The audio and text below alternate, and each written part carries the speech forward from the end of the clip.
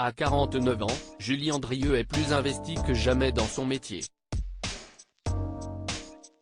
Passionnée de cuisine, elle a présenté plusieurs émissions cultes autour de la gastronomie. Le petit format Julie Cuisine, diffusé sur TF1 de 2004 à 2005, mais aussi Fourchette et Sac à dos sur France 5 ainsi que Côté Cuisine et les carnets de Julie sur France 3.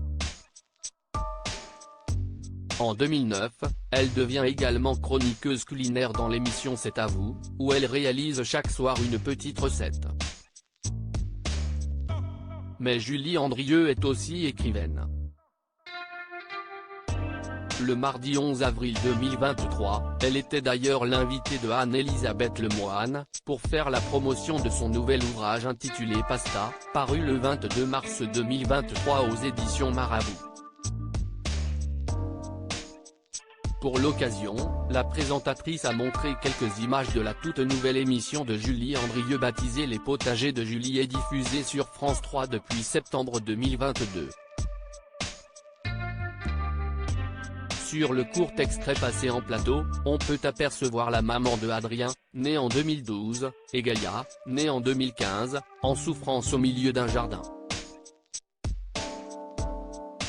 Je suis pas sûr d'avoir une aubergine, mais je suis sûr d'avoir un limbago, peut-on l'entendre dire au moment où elle pose un seau rempli de terre au sol.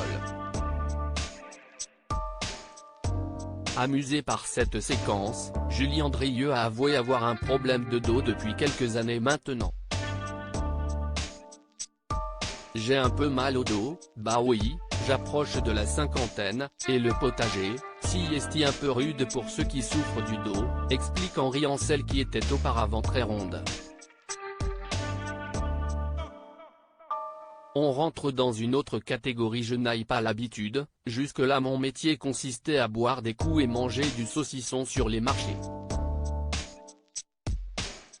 Là on rentre dans une autre catégorie, affirme ensuite l'épouse du docteur Stéphane Delajoux, toujours dans le même extrait, en s'agenouillant difficilement face à son interlocutrice. Malgré tout, l'ex-compagne du photographe Jean-Marie Perrier compte bien persévérer dans son apprentissage de la terre. Il y a un plaisir, une émotion puis une satisfaction à voir pousser vos petites graines que vous avez semées. Moi j'y connaissais franchement pas grand-chose voire rien. Je suis au contact des producteurs mais finalement si est très furtif tout ça. Là il a fallu apprendre vraiment, a-t-elle expliqué avec passion.